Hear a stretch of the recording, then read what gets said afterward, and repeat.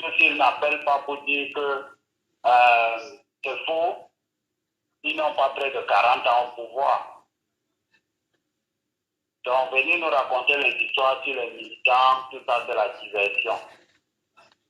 Comprenez un peu, monsieur Onan Djomo. D'accord. Lui-même, il sait que le Front démocratique révolutionnaire a défilé plusieurs fois au boulevard du 20 mai. Mais il nous dit que avons votre femme ne partage pas la même vision politique que au vous. boulevard du 20 mai parce que les militants du RDPC sont venus faire la sauvagerie sur nos militants. En bon dit. Et nous avons porté plainte. La justice, c'est eux. Parce que le pouvoir, c'est eux. Donc, ça n'a pas abouti. Alors, réaction dans la deuxième prise de parole. Oui, donc ma réaction, c'est juste pour dire que nous sommes dans un pays où il faut penser à l'alternance. Parce que le système, s'il ne peut rien donner aux Camerounais, nous ne pouvons pas attendre quoi que ce soit de ce régime. Parce qu'en réalité, l'échec est total. Le bilan est nauséabond. Adam Charlemagne. Oui. Donc, il faut déterrer le Cameroun de là où ces gens ont enterré ce pays et le refonder pour permettre à ce que véritablement les Camerounais soient fiers de vivre dans leur pays. Pas fiers d'appartenir à un parti politique. Pas fiers, n'est-ce pas, d'être dirigé par un individu pendant plusieurs décennies. Vous êtes un brillant révolutionnaire. Merci infiniment. Voilà, et je voudrais que soit monsieur le président Aimé Titi Olunga, soit moi, soit l'un de nos conseillers, ou alors notre secrétaire général, que quelqu'un puisse venir sur votre plateau pour parler du Front démocratique révolutionnaire. On le fera.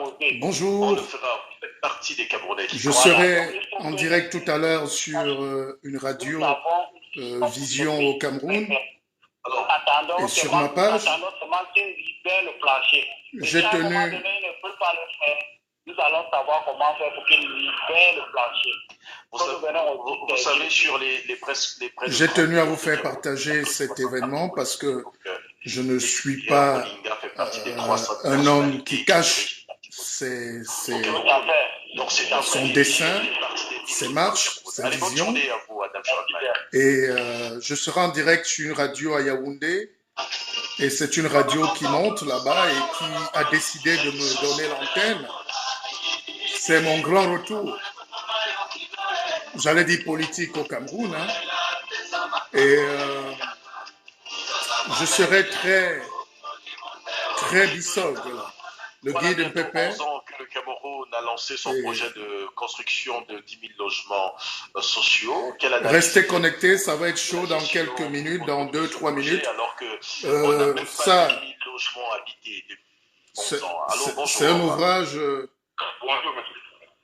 Monsieur Sédou qui revient. Qui est l'un de mes meilleurs ouvrages parce que je l'ai toujours dit, je l'ai toujours écrit. Il y a Chronique pour l'émergence d'une Afrique rayonnante. Nous ne pourrons jamais développer un pays si nous ne le faisons pas rayonner. Si nous ne nous investissons pas, l'Afrique ne peut pas se développer. Si vous ne domestiquez pas la pensée, les écrits, la vision. C'est le sens du leadership. Donc bonjour, partagez le direct. Entre-temps, je me fais un petit thé. On fait déjà comme la réalité télé, non? Prise de parole sur cette antenne ce matin.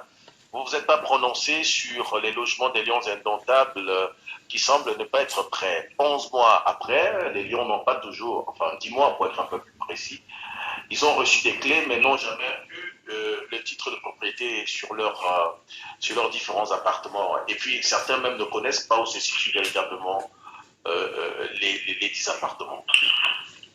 Partagez le direct. J'ai dit que j'étais avec le révérend et qu'on faisait un Cameroun, c'est un pays formidable. Ça ne joue tout. Mais concernant les logements sociaux, on dit cela. Vous êtes un journaliste dans le situation. Venez, après moi je vous amène Dieu le fera pour monter des personnes qui habitent dans des logements sociaux dans le cas qui tout précisément à la cité verte. Je vous précise que j'ai créé ma marque de thé. Hein. Vous parlez de la cité verte. Nous parlons des 10 000 logements de 2011, du projet des 10 000 logements annoncé en 2011. Mais la cité verte, c'est les années 80. Le guide Pépé a sa marque de thé. C'est un thé qui affine. Hein. C'est ma propre marque qui est commercialisée déjà. Donc, ceux qui veulent aussi affiner le corps, ceux qui veulent devenir un peu plus jeunes, peuvent m'écrire et me contacter. C'est aussi ça mon rôle. Alors, content? Madame, messieurs, encore 5 minutes. Le célèbre lion, je ne suis pas ton frère. Ici, sur ma tribune, on parle en pépé. Quand tu vas me croiser dans ton village, tu vas m'appeler comme tu veux. Les Camerounais sont toujours têtus. Donc, dans 5 minutes, on commence. Pour la marque de thé, c'est très important. Le thé, c'est un agrégat d'éléments et cette constitution de thé a été faite à base de parfums et d'essences virulents. Enfin, ce n'est pas un thé, c'est des infusions d'écorce, de racines et ça fait du bien. La radio, c'est Mo Radio. Mo Radio. Je vais écrire ça tout à l'heure. Ça se capte au Cameroun et à Yaoundé. Donc, vous pouvez aller sur le site de la radio aussi. MO Radio. Allô? Oui. Et maintenant, concernant le sujet du jour, monsieur qui vient de passer de l'équipe qui est dans le banc, des choses vraiment incomprises. Lorsqu'on présente des choses en audition concernant les 90, ça devient que nous sommes prêts. De cette façon, quand tu as daté, tu reviens ton appartement le lendemain. Immédiatement. Oui, c'est ça. Et on a l'impression qu'à un moment, on met toujours la ferme avant les feux. Et c'est désolant. C'est ça qu'on dit très souvent. La dirigeante du RDP, c'est chaque jour. Et comme le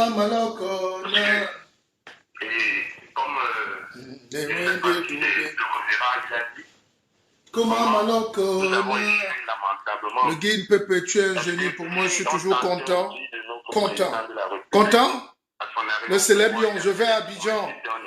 J'ai une conférence à l'hôtel Pullman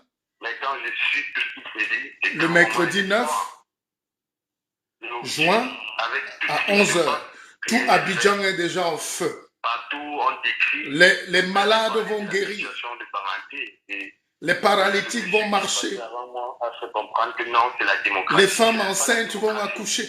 Il y a des têtes qui régissent ces choses-là. On a renvoyé les élections de Banganté à 2 reprises. Donc je suis là,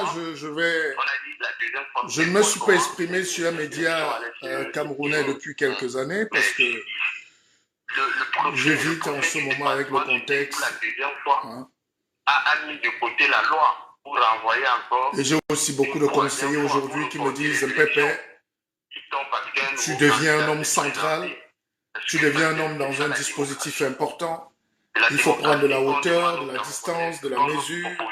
Donc chaque mot doit être pesé aujourd'hui parce que nous avons le pouvoir de changer l'Afrique et le monde. Nous avons le pouvoir de développer le Cameroun. Comment se passent les choses? On a l'impression qu'on n'y arrivera pas. Merci infiniment pour votre participation. Je pense qu'on va commencer bientôt. Merci d'être passé sur les ondes. Bonjour à tout le studio et le showman de mon bon jeune homme. Merci.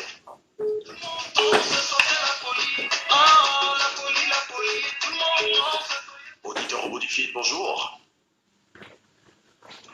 Bonjour, auditeur au bout de fil. Partagez le direct, il sera intéressant. Donc, pour ceux qui veulent me voir à Abidjan en conférence, n'hésitez pas. Alors, c'est la bonne prise cette fois. Allô, bonjour. Bonjour, monsieur Dubon. Oui, monsieur Sédou, de manière synthétisée. Je tiens à apporter... Le guide, il faut faire le direct quand vous arrivez à Abidjan pendant les débats. Oh oui, mais la Côte d'Ivoire, c'est une mentalité terrible. Hein? Les gens réservent, les gens payent, les gens se bousculent, les gens sont curieux. Et c'est ce qui manque à l'Afrique, la curiosité scientifique. Et alors, il ne faut pas contacter le RDPC. Aller écouter l'autre. Le RDPC est proche du pouvoir. Être devant. C'est de ça qu'il s'agit. Merci, M. Sebou, pour votre troisième participation. Bonjour, M. Romain Domo. Bonjour, Chantal. Bonjour, au révérend. Le guide, il faut faire un direct. J'ai chaud. Hein? Dis donc, il ne fait pas très beau, mais je sens la température monter. Voilà. Le guide, il faut faire le direct quand vous arrivez là-bas. Évidemment, je vous ferai des directs. Je suis en train. Je n'ai rien à vous présenter de plus. Vous connaissez cette ville. Le révérend. Mais je vous ferai partager mes petites expériences. Je serai reçu dans les médias. C'est l'occasion de dire à tous les confrères, à tous les journalistes, tous les patrons de presse qui sont à Abidjan, de contacter mon service de presse ou de me contacter directement pour caler des plages d'interview, parce que je suis un homme qui doit parler à la jeunesse africaine. Incroyable. Donc, ce sont des faits divers que nous vivons ici au 237. Tout ce qu'on écrit et tout ce qu'on publie à Mondo Vision ne se pratique pas directement sur le terrain. On a un projet de construction de Il y a un problème aussi au Cameroun, souvent avec le timing. Hein? Donc, on devait commencer, ils ont dit 8 heures, je suis là, 8h30, j'attends. Il est déjà 8h33. C'est l'Afrique aussi. Voilà ma contribution. Chantal. En ce qui concerne M. Adamo Seydou, le guide, l'interview à la radio sera en direct dans votre page. Oui, oui, bien sûr, on est déjà en direct. Il est inadmissible qu'un couple uni qui est appelé à aller sur la même voie se trouve disloqué parce que monsieur... Voici la radio. Madame est de l'autre part. C'est un très beau média qui monte. Inadmissible. C'est impossible. Mari et femme doivent voilà. partager la même vision. Donc vous pouvez, si vous êtes au Cameroun, vous pouvez directement vous connecter sur cette chaîne. Oui, et puis ou bien vous suivez en direct sur ma page. Partager la même vision. D'accord. Voilà. Très bien. Donc, je ne sais pas si c'est comme ça que je devrais vous mettre ça. Et nous sommes prêts à rire. Merci Chantal d'être passée. Merci infiniment pour votre contribution ce matin. Voilà. Merci bien. Mais je ne sais pas pourquoi votre service MTN, vous ne parvenez pas. Mengue Paulin, toute l'actualité politique. Les gens disent que je ne peux pas me taire au Cameroun. Je suis l'initiateur, je suis l'instigateur de la nouvelle donne politique au Cameroun. La démocratie qui est aujourd'hui là, les médias, le montage, le ton, la politique, la candidature à la présidentielle, tous ces sujets-là. Et à un moment, ils ont l'impression que je me suis un peu détaché.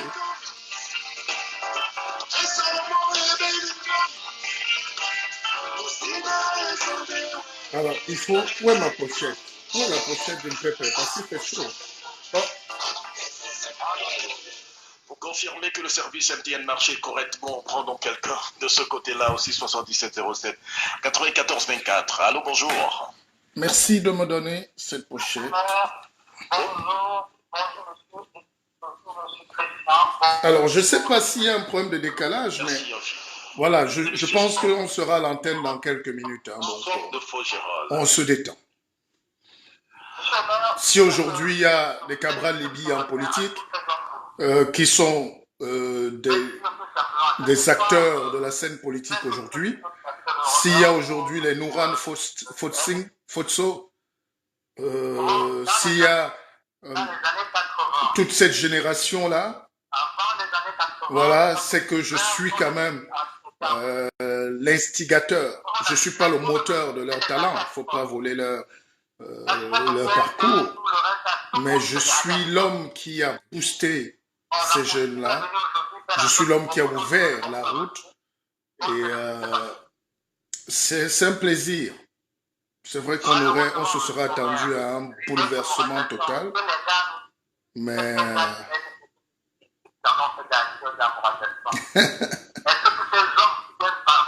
Nadine Noni, beaucoup de courage dans toutes vos investigations. C'est maintenant ou jamais.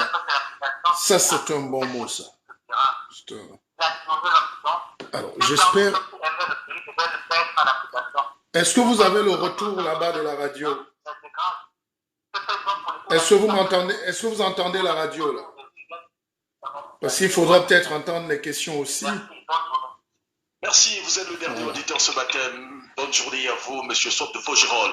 Merci à tous ceux qui ont participé à ce programme. C'est donc terminé pour cette séquence interactive. Dites-moi si vous entendez la radio là-bas.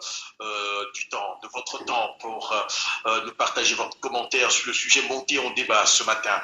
Eh bien, je vous invite à écouter cette chanson de Gadi Seli, Femme de Feu, et juste derrière, on ira du côté de Paris ou Abidjan, où on va avoir Martial Bissoc en face à face spécial ce matin, justement avec le conférencier, coach, écrivain, objecteur de conscience, leader politique, leader d'opinion, amoureux de la vie, savoureux des mots. Ah ben c'est bien.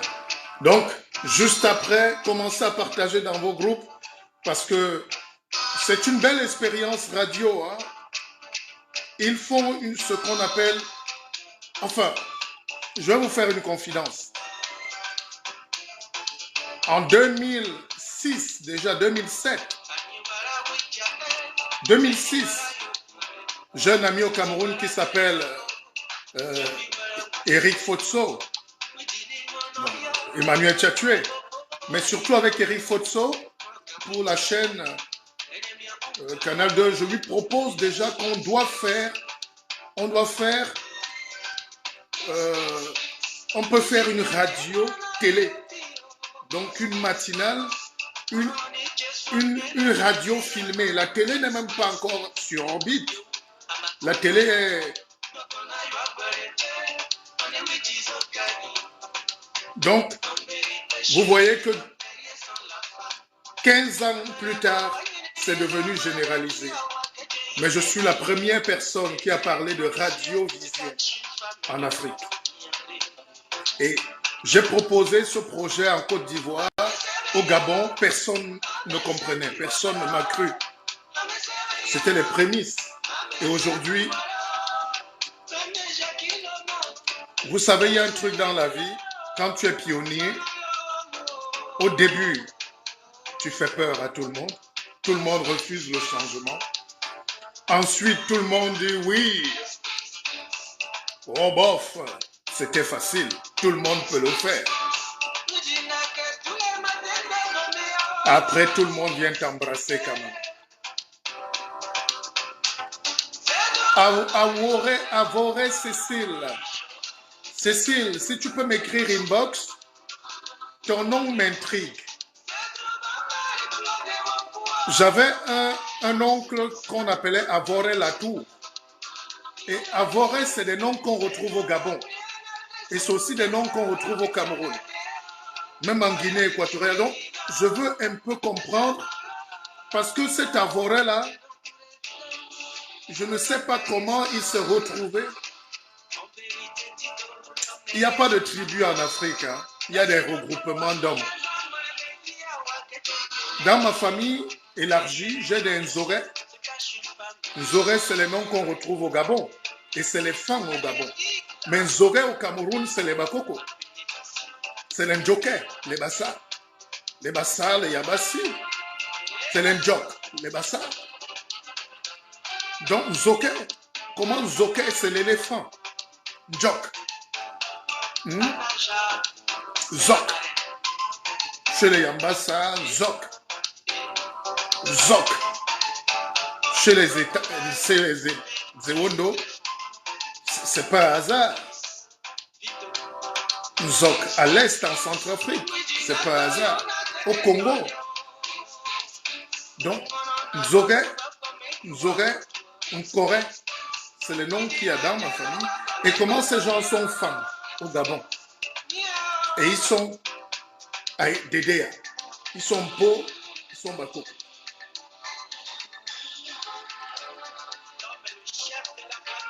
C'est bizarre. Bonjour, ma chère Colette, Queen. Tu es la queen des activistes.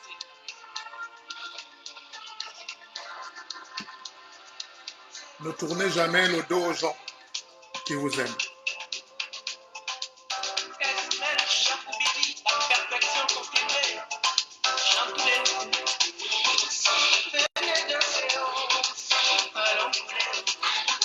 Je veux savoir d'où vient ce nom Avoré. C'est un peu gabonais. C'est pour ça que je vais à Abidjan pour leur raconter l'histoire fabuleuse d'une Afrique en construction. Nous sommes pareils, nous sommes les mêmes. Nous sommes.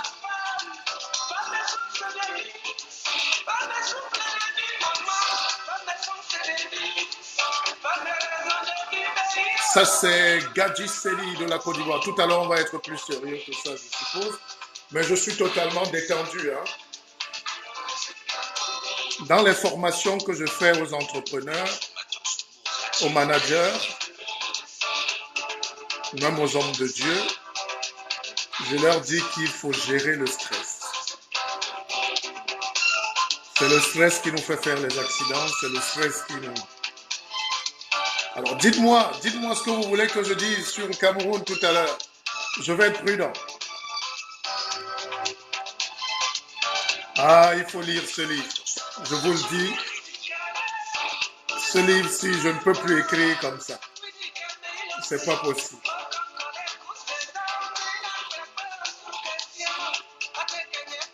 Les grands matins, Sumo Radio, prennent des rendez-vous.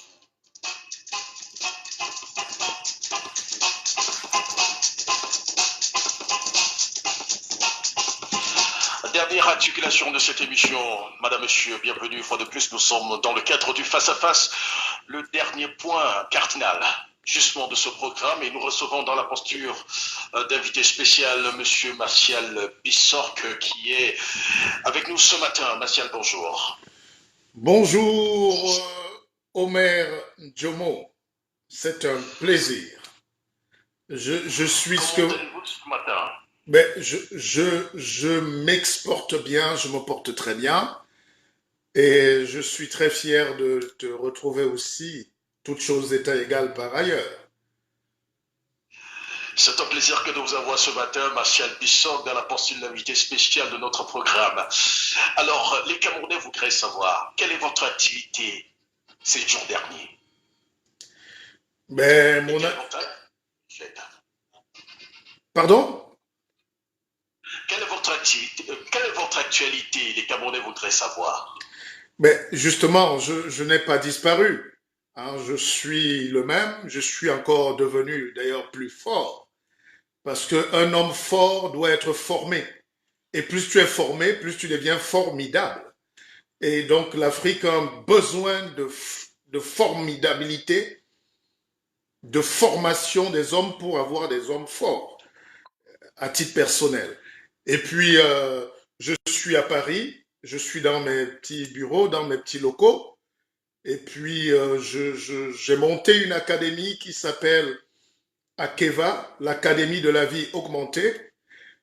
Parce que Akeva, c'est déjà la gratitude spirituelle chez nous, en Afrique, partout. Hein.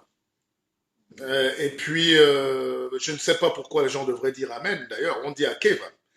Et l'Académie de la vie augmentée pour dire au monde que nous aussi, nous avons des choses à vous donner, à vous proposer, à vous présenter. C'est toujours nous qui venons à Paris apprendre. C'est toujours nous qui allons au Canada en quémandeur. On ne se donne jamais la possibilité d'être aussi en maître. Quand les colons sont venus chez vous, ils n'étaient pas venus en apprenti, ils sont venus prendre. Ils sont venus en dompteur, en maître. Donc, sur la place parisienne aujourd'hui, j'ai l'un des plus grands cabinets de formation, de coaching, d'entrepreneuriat, et je suis au moins des milliers de personnes à travers le monde. C'est aussi ça, la vision, cet équilibre entre les... Vous semblez dire que vous êtes dans la posture d'un colonisateur. Vous tentez donc de coloniser votre environnement parisien. On colonise le monde. Il ne faut pas rester dans l'antre parisien. Je prenais juste cet exemple pour dire que les Africains doivent cesser d'être complexés. Partout où vous êtes, vous pouvez être maître de votre destin. Vous pouvez vous affirmer, les portes sont ouvertes. Les portes de la réussite sont ouvertes à tout le monde. On n'est pas né pour être racoleur et boueur et tout, même si je respecte. On a des capacités, il faut les exploiter et le savoir est élargi aujourd'hui. La preuve, grâce à la magie de la technologie, vous êtes à 6000 km de moi, je suis ici. Donc, le cadre spatio-temporel est anéanti. Aujourd'hui, on est dans le monde, on est dans l'espace, et c'est cette vision que j'avais quand je t'ai d'ailleurs découvert, très brillant et très jeune journaliste à l'époque.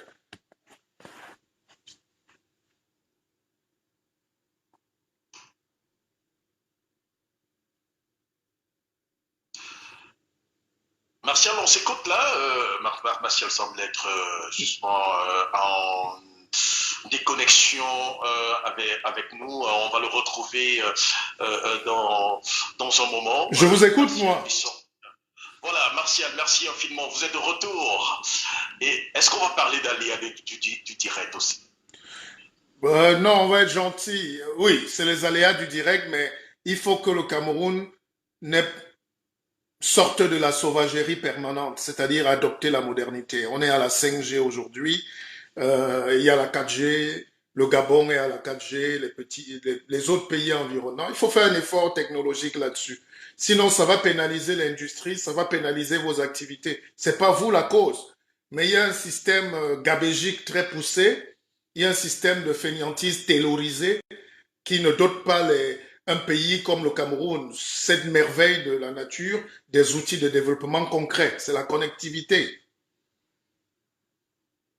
Martial Bichok, alors les Camerounais voudraient savoir, depuis 2018, on vous a pas vu, on ne vous a plus vu sur scène au Cameroun. Depuis ce temps, est-ce que vous êtes revenu chez vous au pays ou vous êtes tout simplement occupé à développer votre académie à Keva, en France, à Paris notamment? Mais je ne suis pas, je reviendrai bientôt avant la fin de l'année. Vous savez que les échéances se précisent au Cameroun. Nous sommes à la fin d'un cycle et d'un système et nous devons être présents. Personne ne doit nous voler 1 centimètre de notre destin. Et donc, je suis toujours un maillon central de toutes les décisions politiques ou parapolitiques ou métapolitiques au Cameroun, dont je ne compte pas laisser 1 seul centimètre de mon destin à quelqu'un d'autre.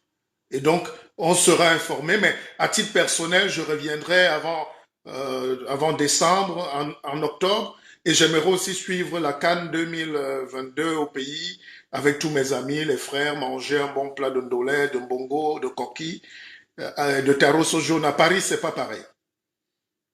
Alors, en tant que leader politique, on ne vous voit pas beaucoup sur le terrain. Hein. Vous annoncez votre venue, un leader de parti politique qui se trouve plutôt en hexagone et dont les partisans, les militants ne se déploient véritablement pas sur le terrain. On se questionne. Quel type d'homme politique vous êtes finalement? Mais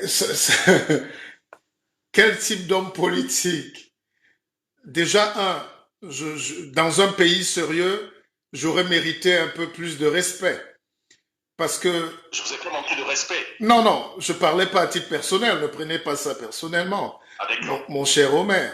Je vous en remercie. Ne prenez pas les choses à titre personnel. D'ailleurs, c'est ça le problème aujourd'hui au Cameroun, c'est que dès qu'on dit quelque chose, les gens se sentent directement blessés, indexés. Et si chacun protège ses blessures et ne veut pas les soigner, on ne pourra pas avoir une démocratie, une liberté et un pays développé. Donc, j'étais en train d'expliquer que faut pas oublier que en 2015, je suis le premier candidat déclaré à cette élection présidentielle qui va se dérouler en 2018 et qui sera un tournant fort de l'histoire du Cameroun parce que ça devait être le cap entre la fin d'une époque post-coloniale et la naissance de la Deuxième République. Et il fallait des hommes forts pour lancer ce mouvement. On n'est pas obligé d'être le cueilleur des fruits de l'arbre qu'on a planté. Aujourd'hui, il y a une jeune génération qui est là, que j'apprécie. Vous avez Cabral, qui s'est fait du chemin. Vous avez Nourane Fotso. Tous ces jeunes-là, quand je les vois, ça donne aujourd'hui l'envie de dire qu'on a réussi la mission, que j'ai quand même, malgré la mauvaise foi ambiante, j'ai intéressé beaucoup de jeunes à la politique. Et beaucoup de jeunes doivent d'ailleurs prendre leurs responsabilités. la politique n'était pas permise, autrement que d'être spectateur, surtout quand on est jeune. Et il y a un monsieur qui s'appelle le docteur Njoya, le docteur Njoya qui m'a dit, il m'a croisé un jour à Douala, il m'a dit, Monsieur Bissok, je vais vous le dire, c'est vous le père de la démocratie camerounaise nouvelle. Et ça, c'est déjà une victoire. Monsieur Bissok. Le docteur Fauchivé, pardon. Je parlais de Fauchivé. Docteur Fauchivé qui est enseignant à l'université à Douala et qui est directeur d'une structure au port, je pense. Pour ne pas... C'est Fauchivé.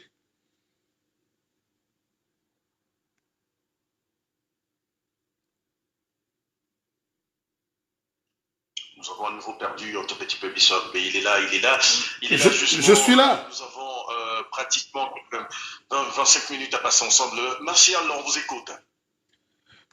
Oui, donc j'étais de disance que je suis quand même l'instigateur à un moment où personne n'osait parler de politique. Tout le monde fuyait le champ politique. Alors si j'ai pu... Hier, j'ai découvert un autre jeune qui s'appelle Espoir Billon.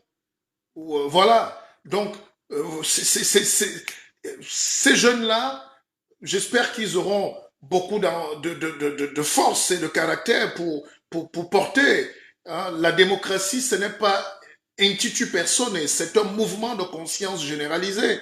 C'est la manière de penser d'un peuple. C'est la manière de voir son destin, le miroir entre nous et nos aspirations.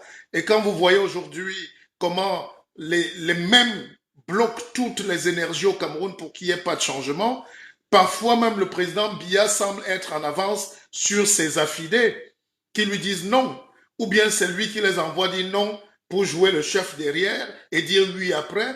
Mais même depuis 90, les marches contre la démocratie, on a toujours senti... Martial, vous dites quand même qu'il faut accompagner Paul Biya dans son dernier mandat. Vous y croyez toujours? Vous croyez également que c'est le dernier mandat, qu'il ne sera pas là en 2025? Mais avec vous au Cameroun, on n'est jamais à l'abri d'une surprise. Les Camerounais ont l'art du déni permanent. Même si le président Biya arrive en fauteuil roulant, il y a des gens qui vont écrire que papa, tu n'es pas roulant. Vas-y, jusqu'à la fin. Donc, mais logiquement, pour la santé politique du Cameroun, il serait, déjà on l'a dit en 2018, ça n'a pas été le cas, Biya a détourné les pronostics. Bon, mais en 2025, je pense que il faut quand même savoir s'arrêter. Ça sera tout à son honneur. Mais après, il est libre d'avoir 1000 ans au pouvoir. Ça, c'est pas ma tasse de thé.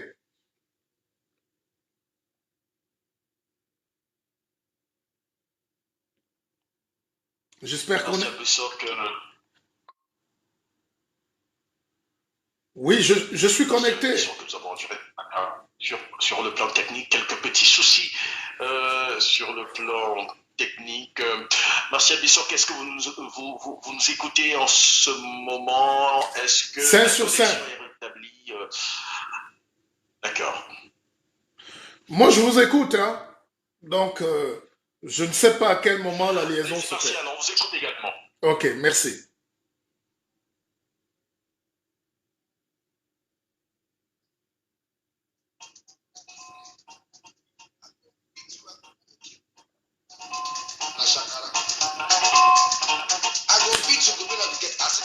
Je suis connecté, moi.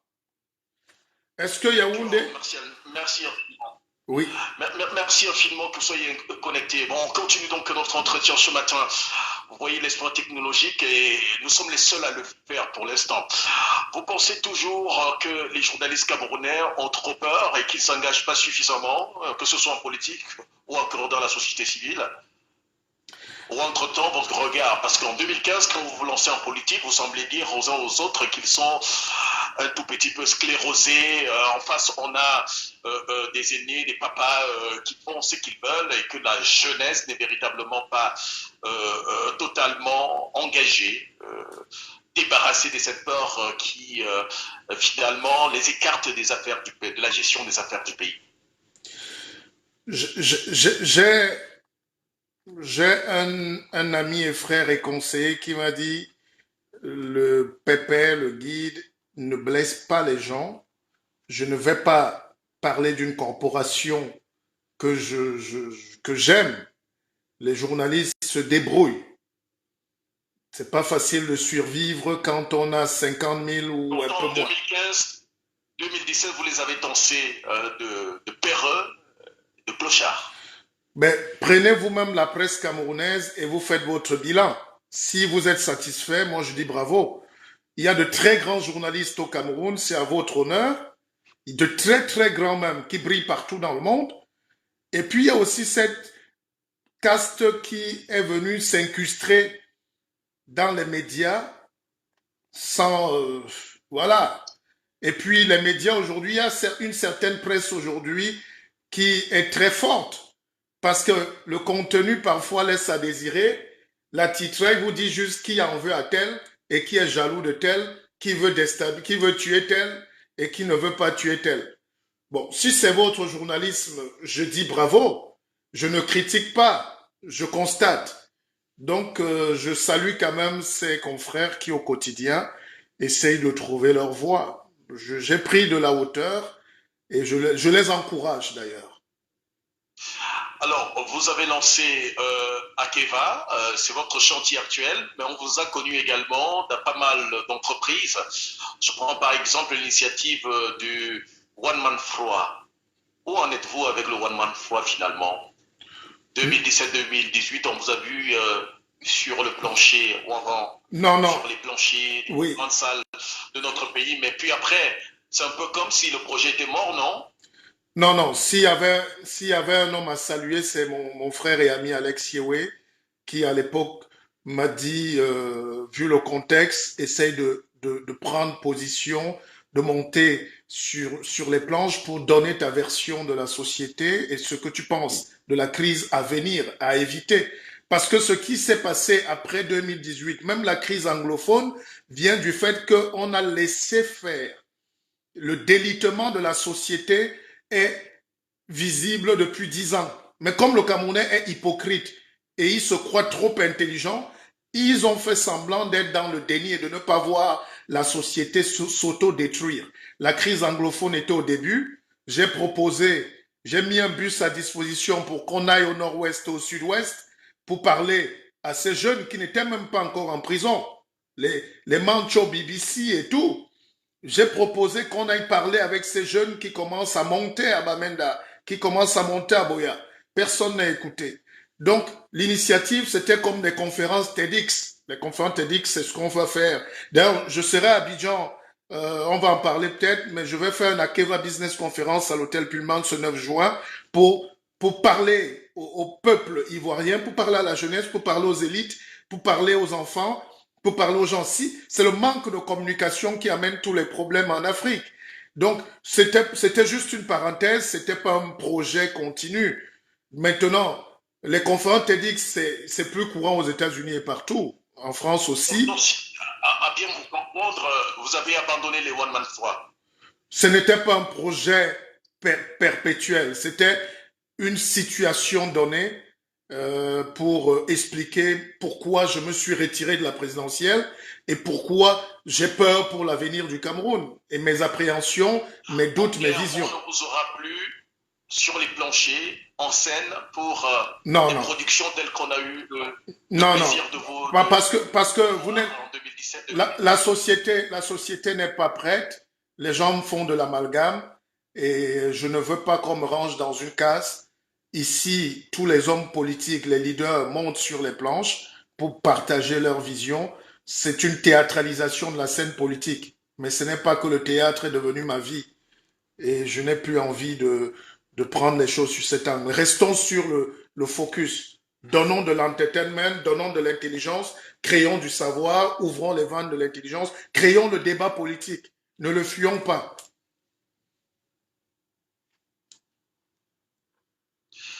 D'accord, Martial Bishop, notre invité ce matin, dans le cadre justement de ce face-à-face, l'invité spécial de ce matin écrivain, objecteur de conscience. Il se présente également comme conférencier. Il est d'ailleurs annoncé à Abidjan. Et donc, parlons-en.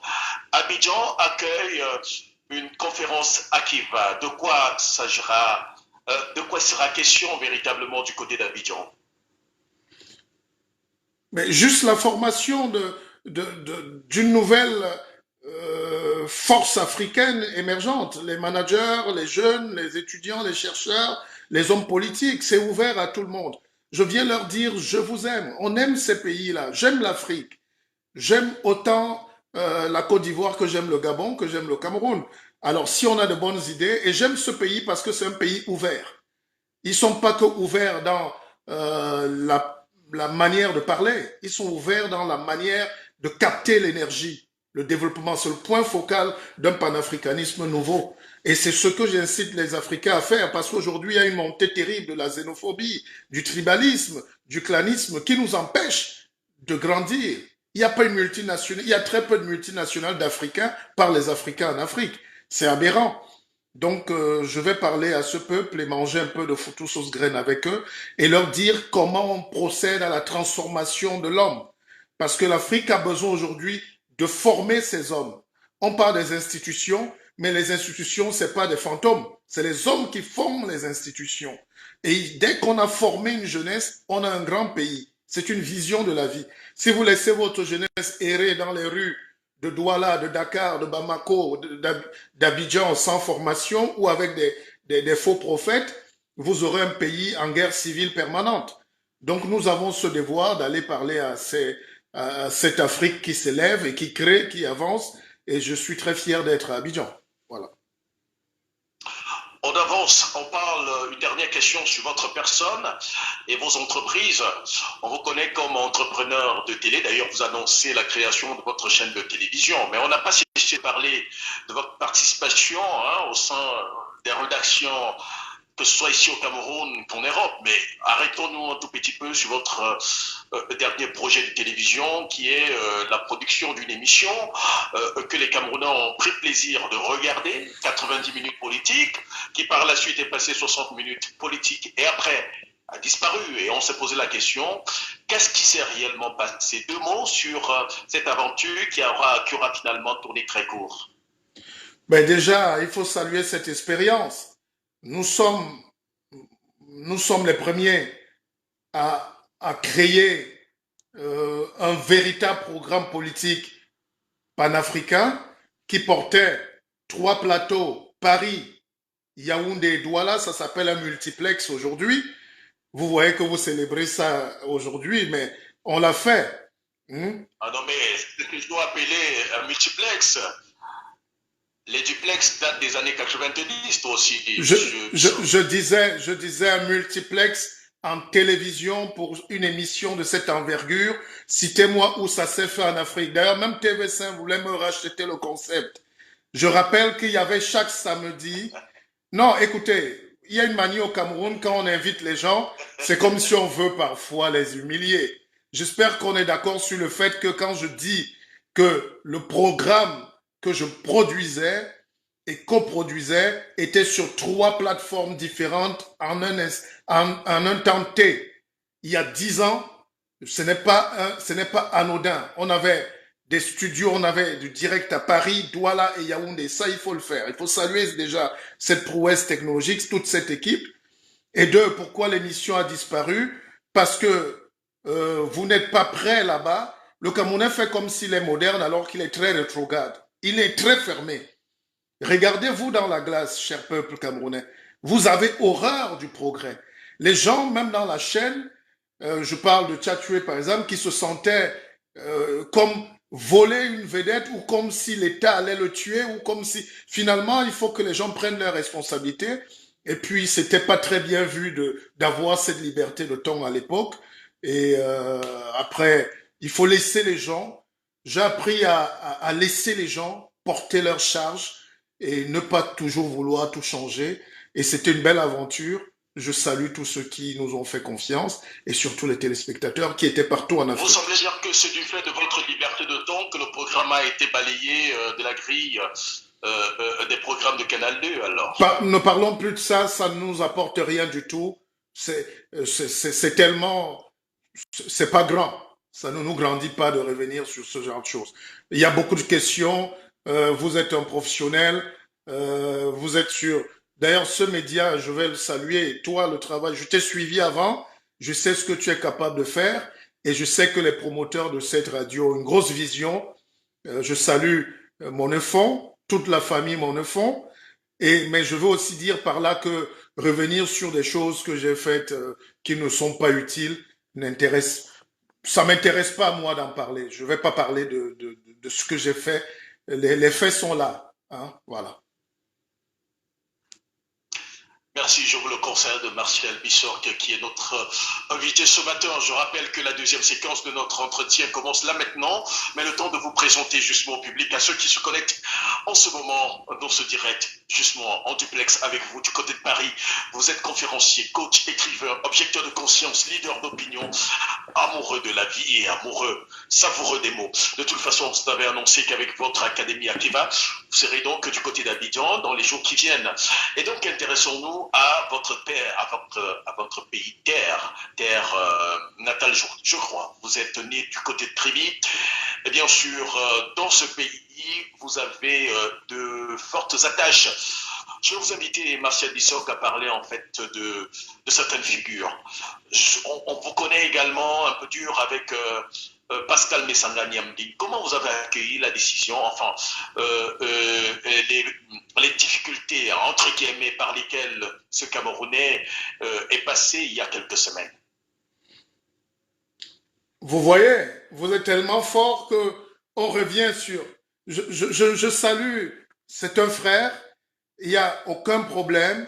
On a pris 2 minutes, un extrait d'1 minute 30 d'un direct que j'ai fait sur 2 heures pour faire une tournée virale sur la toile. Vous savez seulement nourrir les conflits.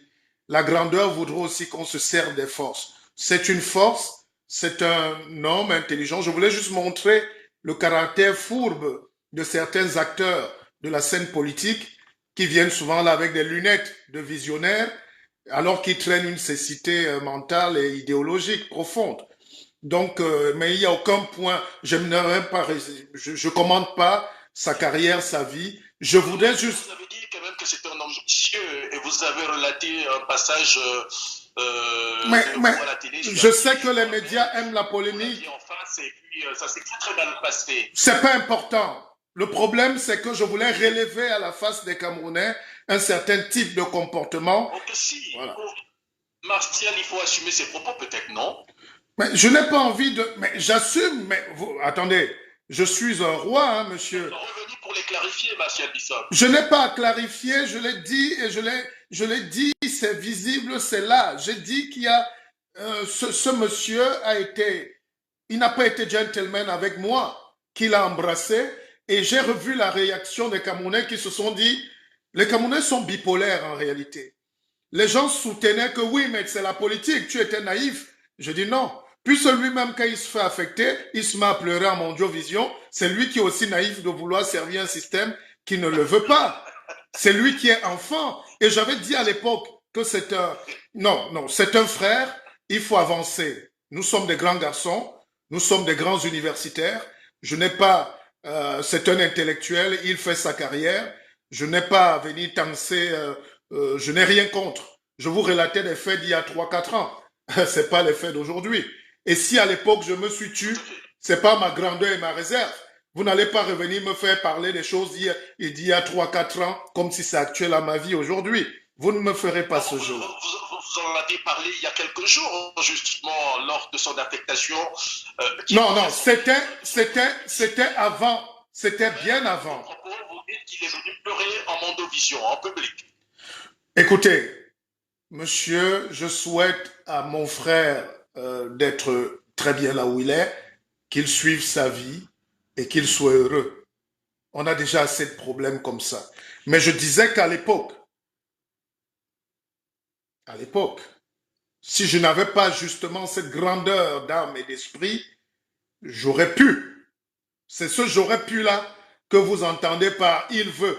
Non, J'ai dit, j'aurais pu, c'est clos, c'est terminé. Il ne fait pas partie de mes aspirations, il ne fait pas partie de mon champ de vision. C'est un frère, il ne faut pas se réjouir du malheur des gens, mais il faut juste rappeler que dans cette construction du Cameroun aujourd'hui, vous tous, vous cherchez à gagner des marchés, vous tous, vous dormez avec Biya la nuit, vous tous, vous vénérez Chantal Biya, mais le jour, vous voulez que les autres soient opposants à votre place ou vous voulez jouer les opposants. Donc il faut assumer. Il faut assumer. Moi, je suis le petit-fils. Écoutez. Alors, juste vous intéresser à l'actualité parce que c'est des traditions justement dans ce programme. Oui. Cette séquence du face-à-face avec un invité spécial parmi les 1000, les 2000, les 3000, les 5000 qui font le Cameroun. Et vous faites partie sans nul doute de ceux qui font le Cameroun. Massiel Bissok, prononcez-vous un tout petit peu sur cette question qui a fait l'actualité, celle de l'enquête justement sur Survie Cameroun et la sortie du président du MRC, le professeur Maurice Kamto, sur le bug informatique. En tant que personnalité de la vie sociale au Cameroun, en tant que figure de l'opposition, quel commentaire ça vous a inspiré finalement, cette affaire du bug informatique du MRC? Alors, je vais vous faire une confidence. Maurice Kamto vient d'écrire un Graal pour les jeunes, pour les professionnels, pour l'avenir de ce pays, au-delà de son recueil de poèmes. Mais il vient d'écrire un bréviaire sur la constitutionnalité des États africains, sur le Cameroun. Personne n'a mis ce truc-là à la une, même pas d'un journal. Si c'était dans un pays normal, il devait passer même à la chaîne de l'État, en France, sur France 2 ici, ou sur Fox News ou CNN, pour expliquer sa vision. La personne. Mais maintenant, on veut me questionner sur des choses qui ne m'intéressent pas. Ça ne m'intéresse pas de parler de ça. Pendey Koka est un grand monsieur. C'est l'un des plus grands techniciens financiers africains. Alors, s'il y a des petits couacs, ça montre justement le rôle que nous jouons en politique. Les amitiés en politique ne mettent pas long chez nous parce que les gens ne sont pas sincères. Je ne suis pas là pour... Ça ne m'intéresse pas, c'est leur vie. Qu'ils fassent ce qu'ils veulent. Je dis... Attendez. Au Cameroun, on a l'art de présenter les gens par leur plus mauvais côté. Et ça ne sert à personne. Ça dessert le jeu politique. Moi, je suis venu à l'antenne, les gens veulent vous faire croire que vous ne pesez pas grand-chose. Les gens veulent vous amener vers les tréfonds de la bêtise. J'ai donc dit que moi, ces problèmes-là internes à leur mouvement, à leur parti, ça mérite des clarifications, mais je ne vais pas me prononcer là-dessus. Qu'ils fassent ce qu'ils veulent. Alors, avez-vous des propositions à la plateforme de l'opposition qui s'organise pour mettre à la disposition du gouvernement des propositions dans le sens de la réforme du code électoral? À votre niveau, avez-vous fait des propositions Mais c'est-à-dire qu'il y a un problème de légitimité au Cameroun aujourd'hui. Ceux qui s'asseyent autour de cette plateforme pèsent quoi? Ils sont qui? Est-ce que les dernières élections qui ont consacré quelques personnes qui ont été élues... Il y a l'UPC quand même, non? Ben, vous savez ce que devient l'UPC aujourd'hui? Je ne vais pas citer le LDF. Mon ami Bapor Lipote occupe la place, mon ami et frère Bapor Lipote occupe la place que Joseph Orona occupait hier. Donc, il est PCA de la Société de recouvrement de créances. Et Joseph Orona est monté au Conseil constitutionnel pour faire le film, pour sécuriser les enjeux à venir. Donc, vous voyez que l'UPC de cette tendance-là est une UPC qui est totalement parfois en déphasage avec l'idéologie même du Rassemblement démocratique africain. Oumiobe est le premier noir, le premier africain à se lever contre l'oppression coloniale. Et on voit comment les dérives et les dérivations aujourd'hui ont poussé a tué l'idéologie politique en Afrique. Regardez, il y a des hommes politiques aujourd'hui qui nous ont menés en bateau et ça finit en pirogue là. Vous comprenez donc que les gens ne sont pas sincères dans ce pays. Alors la plateforme, je vous rappelle que pendant l'élection présidentielle, cette histoire de G20 qui a amené les momos et tout ça là au pouvoir aujourd'hui, la première plateforme du G18, c'était moi qui l'ai créée avec un frère, avec un ami qui s'appelle Ngos au Cameroun. Et c'est cette plateforme qui a amené la plateforme pour soutenir ces actions-là aujourd'hui avec les Bandakani, les Momos qui sont entrés au gouvernement par la suite et l'UPC dont vous parlez. Donc l'UPC est éclaté et c'est ça même qui a permis à Cabral Libi d'entrer dans sa zone naturelle du village. Voilà, dans tout l'Union et qu'elle est un peu littorale, voilà. Voilà, donc vous parliez justement de cette plateforme en disant qu'il n'y a pas véritablement de figure autour de la plateforme. Pourtant, il y a le MRC. Le MRC, dont dans vos prises de parole, les dernières bien sûr, semblait être très proche de ce parti-là. Qu'est-ce qui se trame entre vous et le professeur Maurice Kamto? Non, mais vous n'allez pas me faire ce petit jeu-là. D'accord? La politique, ce n'est pas sous les tables, c'est visible. Je suis viscéralement camerounais, profondément libre et naturellement indépendant. Donc, je ne travaille... Je constate que vous avez comme un rapprochement, tout au moins du point de vue du discours, hein, un rapprochement vers le MRC. Vers... Je vais vous surprendre. Je vais vous surprendre. Non, non, non. Je suis un acteur politique. Pourquoi je vais aller... Je vous laisse faire vos conclusions, mais je vous rappelle que je suis le petit-fils de Biya. Ça, vous ne le savez pas. Je ne suis pas son fils qui finit en tôle, mais je vous dis, je suis son petit-fils. Je suis de sa proximité, comme dirait sociologique l'autre, géographique, cosmogonique, métaphysique. Alors, on ne définit pas un homme parce qu'il est proche de tel, on définit un homme par ce qu'il est, par ce qu'il pense. C'est ça qu'il nous faut, ce manque d'éducation politique. C'est pour ça que la politique est au niveau zéro aujourd'hui. Il n'y a pas eu cette formation de politistes, de politiciens. Aujourd'hui, je vous rappelle, on parlait de l'UPC en 30 secondes. L'UPC, au début, avait l'école des cadres. Tous les gens qui sont passés par l'UPC étaient des cadres. Même quand ils entraient sans diplôme, ils sortaient des maîtres de la science politique et de la politique pure. Aujourd'hui, les gens entrent en politique juste parce qu'ils dansaient bien à l'université ou juste parce qu'ils étaient de bons garçons de course de quelqu'un ou parce qu'ils sont financés par des officines. Vous rendez compte de ce que vous dites? Qu'un type comme moi, je me mette derrière quelqu'un pour exister? Moi? Mais ça veut dire que vous êtes en train de tuer toute ma conscience. Il peut y avoir un rapprochement entre votre formation politique ou alors votre mouvement et le MRC. C'est pas impossible, non?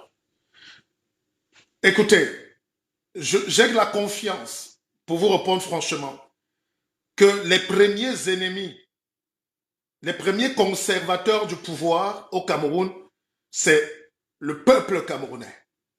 C'est-à-dire, ce n'est même pas Paul Biya qui conserve le pouvoir. C'est vous qui le conservez pour Paul Biya. Et pourquoi je vais être contre le peuple? Les trois piliers qui font une nation, c'est l'action dans le gouvernement, dans tout l'État. Vous avez les militaires et vous avez le peuple. Le gouvernement est très puissant, l'État est très écrasant. Les militaires ont tous les pouvoirs, même s'ils n'arrivent pas je suis républicain en passant. Et puis il y a le peuple qui n'existe pas. Tant que vous n'avez pas ce trépied-là, vous n'avez pas un pays. Vous n'avez pas une démocratie ou bien les bases. Alors si le peuple est absent, ne demandez pas... La construction d'un peuple, c'est également l'apanage des acteurs sociaux, c'est-à-dire des acteurs de la société civile. Mais quand les acteurs de la société... Le peuple ne peut pas s'organiser par lui-même. Les acteurs de la société civile n'aiment pas le progrès.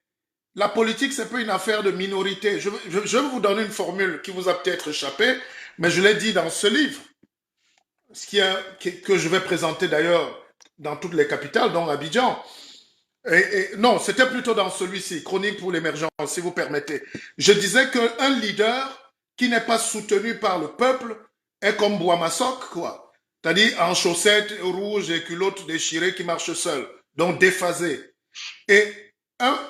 Non, non, non, c'est vrai. Et un peuple qui n'a pas de leader, c'est une foule. C'est une foule qui crie, mais qui ne sait même pas faire foule.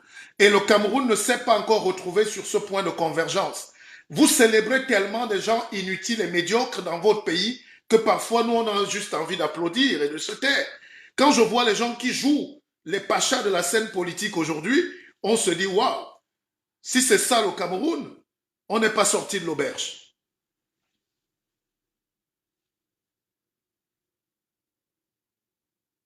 J'espère qu'on n'est pas coupé. Ça arrive très souvent.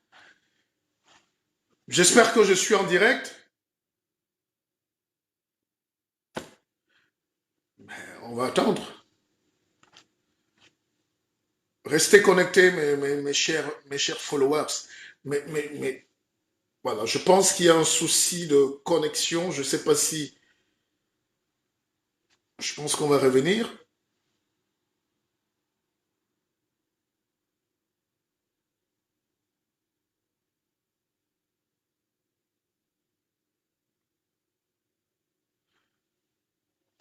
Alors, vous voyez la technologie. Réglons déjà les problèmes technologiques au pays.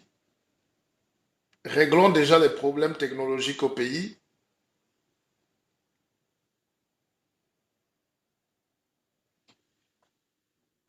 Réglons déjà les problèmes basiques de technologie, de...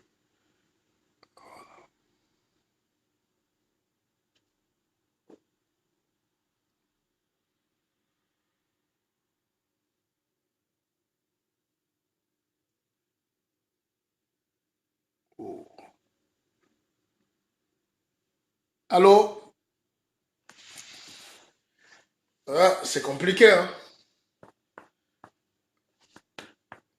Ils ont toute la bonne volonté, mais c'est parfois un signal, c'est le câble, c'est le débit hein, que vous prenez chez Cantel ou je sais pas, voilà. Donc il y a énormément de problèmes de logistique.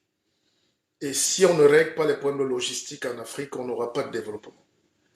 Voilà. Donc c'est bien de faire des grosses thèses, c'est bien de dire des choses, mais quand on n'arrive pas à gérer le basic, on ne peut pas. Merci à vous d'être connectés parce qu'on va reprendre dans quelques instants, je suppose.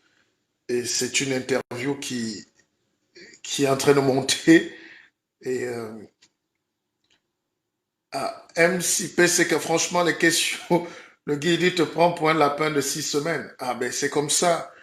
Et il y a quelque chose que j'ai remarqué au Cameroun.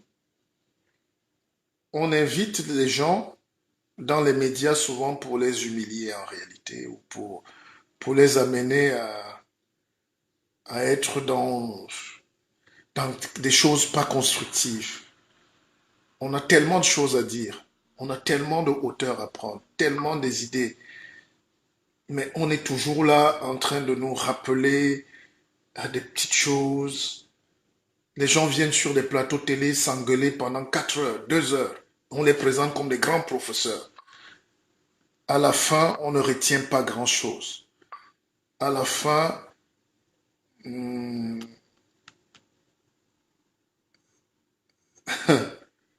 à la fin, on ne comprend pas. On ne, c'est ça qui est terrible. Vous ne savez pas l'énergie qu'on perd dans des conflits, dans des choses qui ne nous amènent nulle part. Et la médiocrité, non, on a un problème technique. Je pense qu'on va se rattraper. Donc moi, je continue quand même avec ma page. C'est pour ça que il ne faut rien faire pour que votre désir dépende des autres, n'est-ce pas? Voilà. Non, on ne bâtit pas un pays sur...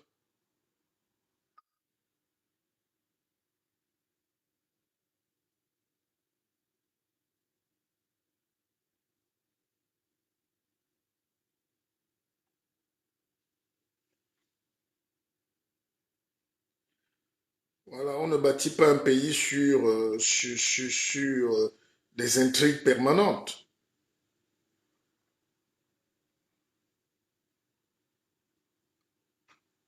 À un moment, il va falloir euh,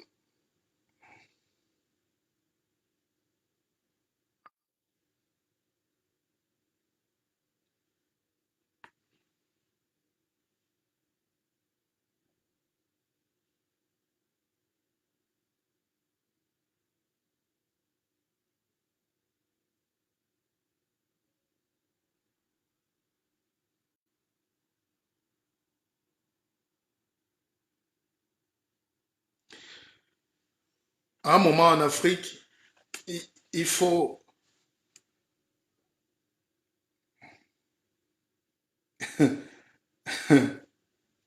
à un moment au Cameroun, il faut que les gens arrêtent de vouloir opposer tel à tel, tel est tel. Où tu es là-bas, tu n'es pas ici. Vous voyez ce jeune confrère qui est brillant, que j'ai vu commencer, hein. Il veut m'amener à dire des choses qui ne sont même pas, qui sont à 1000 lieues de moi. Il me parle de cet enseignant d'université qui est... Qu'est-ce que j'ai à voir avec sa carrière et sa vie? Il me parle maintenant de Kamto Maurice. Je serai du MRC. Je ne sais pas si c'est un crime d'être déjà un du MRC. Et si je le suis, pourquoi je me cacherais? Juste parce que je lui ai dit que quand vous avez quand même des intellectuels de très haut vol dans ce pays, il ne faut pas que la politique nous aveugle tellement qu'on veuille salir à tout prix quelqu'un et ne oublier sa grandeur, son rôle dans la construction d'un pays. Je ne vais pas entrer dans les détails, chacun sait, chacun gère son CV, mais c'est très mal vu même aujourd'hui de dire que tel monsieur est bien, celui-ci est fort, celui-là est un grand homme. Même quand le monde entier vous donne des, du crédit, les gens refusent. Quand tu arrives au Cameroun, on veut te rabaisser. C'est ça que j'ai compris avec le Camerounais. Le Camerounais n'aime pas quand tu débordes. Le Camerounais n'aime pas quand tu es un peu au-dessus. Quand tu es au-dessus de la moyenne. On aime les gens médiocres. On aime les gens médiocres. N'est-ce pas? Au lieu de me poser les questions véritables sur 2025 qui arrive, sur la scène politique, les clivages, les options, que pense, quelle peut être la mouvance qui peut remporter les élections? C'est pour ça que vous voyez mes lives sont souvent très puissants et où je développe. On a passé du très bon temps, mais il veut me faire parler des choses. L'émission que je produisais, 90 minutes politiques, on n'est pas dans... Il y a toujours un truc comme une concurrence. Comment je veux expliquer que c'était la première émission panafricaine vraiment à l'époque, en direct sur 3 plateaux différents? Même ça, il faut le contester. Comment on va échanger?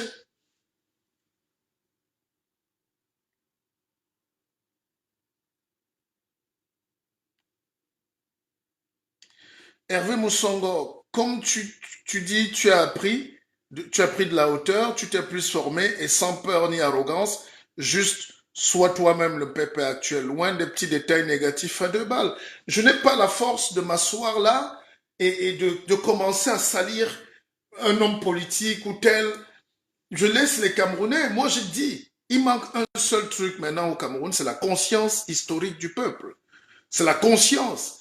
Parce que quand vous voyez comment les Camerounais font, ça donne l'impression qu'ils ne sont pas prêts à subir ce qu'ils ne connaissent pas. Quand Steve Jobs a créé le iPad, c'était nouveau. Même les Américains avaient peur. Les gens ont peur de la nouveauté.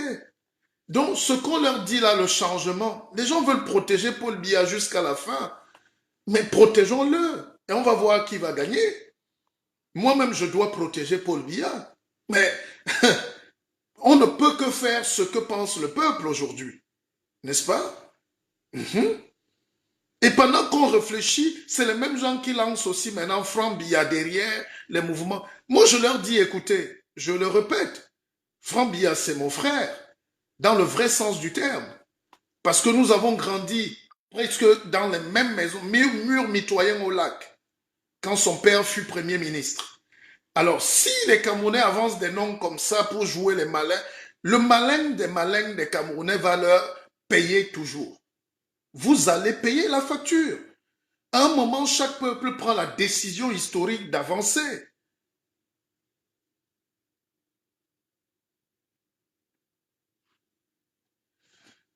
Alors, Numero Lomi me dit, ça c'est une phrase que j'ai dite dans ce livre.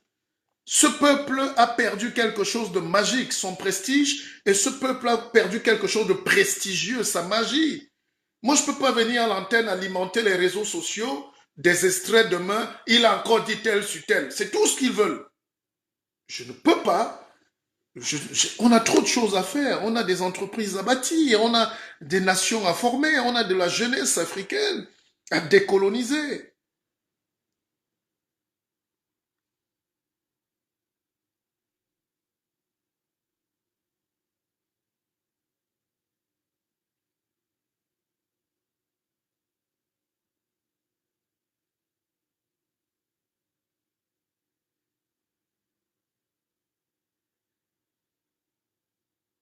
Et vous savez pourquoi au Cameroun, eux-mêmes, ils choisissent les hommes politiques. Eux-mêmes choisissent des hommes politiques qu'ils mettent devant la scène, ils les fabriquent parce que c'est des bons à rien. C'est des gens qui s'engueulent à longueur de journée. C'est des gens qui ne proposent pas de projet de société.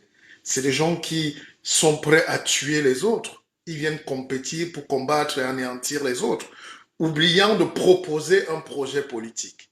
Le projet politique que moi j'ai rédigé en 2015 et qui était contenu même déjà dans un ouvrage où je parlais déjà de l'Afrique et son cancer du côlon. Quand vous prenez un livre comme celui-ci, Chronique pour l'émergence d'une Afrique rayonnante, nous sommes déjà dans la posture de cette Afrique rayonnante. Regardez cet enfant qui sourit là, le droit à l'image. C'est pour montrer que nous devons redonner le sourire aux enfants camerounais. C'est ça un projet politique. Nous devons redonner le sourire à l'enfant africain qui n'a pas droit à l'eau, à la lumière, à l'électricité. Même une grande maison de presse comme celle-là a des problèmes de médias. Les promoteurs, c'est mes frères, c'est mes amis. Ils ont mis beaucoup d'argent là-dedans, mais vous voyez, ils ont de la logistique, mais parfois il manque le courant. Il manque le câble pour véhiculer les ondes. Et ce n'est pas de leur faute. Donc c'est une construction. Il faut définir les bases du développement de ce pays de A à Z. Le président Biya, c'est une époque. Le président Biya, c'est une manière c'est une vision. Mais est-ce que c'est la vision que les Africains, les Camerounais aujourd'hui qui ont 30 ans veulent? Hein?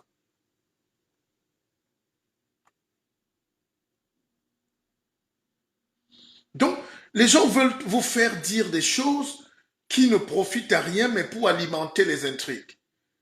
N'est-ce pas? Je vous dis, un livre comme celui-ci, s'il n'est pas au programme dans toutes les universités, même au pays, même dans les écoles primaires ou publiques ou privées ou collèges, vous comprenez qu'on a un problème. On a un problème.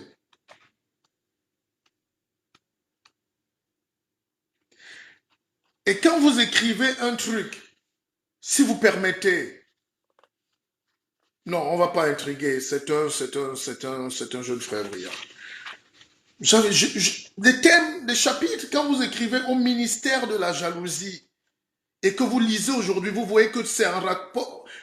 Non, pour développer un pays, il faut beaucoup de magie. Il faut beaucoup de magie.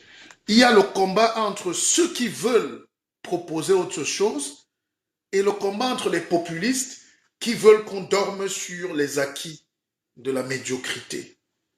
La corruption, les passages de marché gré à gré, les chantiers bloqués, une élite vieillissante, une élite incapable, des gens suffisants, arrogants envers le peuple, et puis des politicards qui viennent ici, à qui on signe des autorisations de partis politiques dans les chambrettes pour déranger la scène politique, pour embêter. Ils sont 400 partis politiques dans un pays de 30 millions d'habitants et de 6 millions à peine qui votent.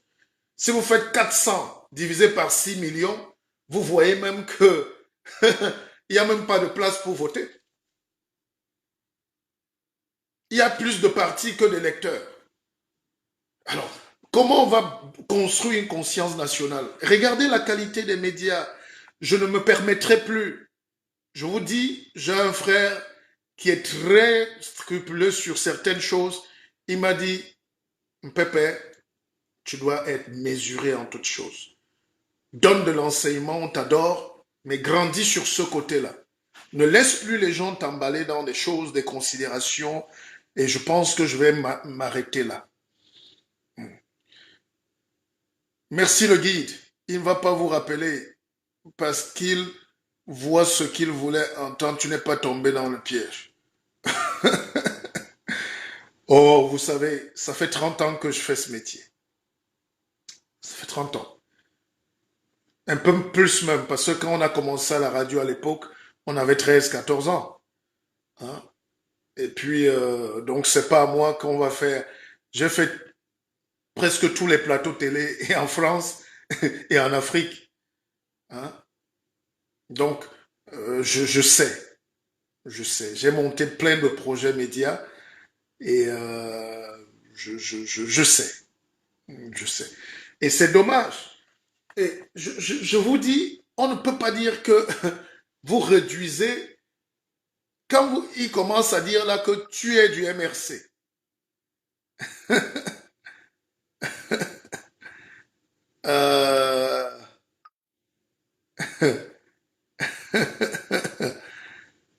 Ce n'est pas anodin. Ce n'est pas anodin. Donc, dans la perception aujourd'hui, le MRC, qui est un parti politique, est présenté comme l'ennemi du peuple camerounais. Je ne peux pas parler pour ce parti, je n'ai pas mandat. Hein? Je n'ai pas mandat. Mais j'observe et je me dis, mais dans un pays normal où les gens disent qu'ils veulent le changement, ils doivent se mettre avec les structures politiques qui veulent le changement. Alors, si les gens combattent ceux qui veulent le changement, ça veut dire qu'il y a un problème de message politique, de vente politique. Il y a quelque chose qui se passe dans ce pays. Il y a quelque chose qui se passe au Cameroun de formidable. Il y a quelque chose quand même qui m'intrigue. Les gens ne veulent rien. Les gens aiment même ça. Parce que pendant que nous on fait le désordre, là, les gars se gagnent des petits marchés, des centaines de milliards. Les gens achètent des grosses maisons. Les gens vivent. Hein? Hein, mon ami Aboubakar Bamba, j'espère que la Côte d'Ivoire, toute la Côte d'Ivoire est mobilisée pour attendre le guide. Même si on est 2 personnes, c'est déjà ça. Hein? Alors, on ne peut pas proposer des choses. Je ne peux pas avoir une bonne nouvelle qui vient du Cameroun pour dire le guide, ton livre a été retenu pour être dans les lycées. Il faut que c'est la France qui finance une écrivaine comme Amali, qui la fasse venir, qui lui donne un prix Goncourt, qui réécrive son œuvre, change le titre, distribue partout et impose aux francophones pour qu'on la mette au lycée, au programme, dans les collèges.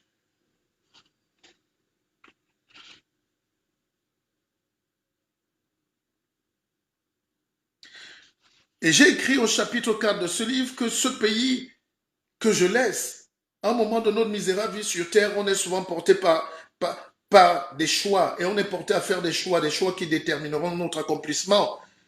Et dans un pays qui n'offre plus de perspectives économiques suffisantes, dans un pays où le tissu sécuritaire se fragilise un peu plus chaque jour, où à un moment donné, il faut se dire stop ou encore, parti ou rester, parti où, et rester pourquoi?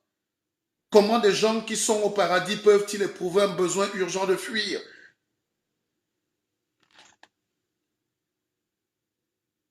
La nature nous a gâtés, certes, mais vraiment gâtés dans tous les sens du terme.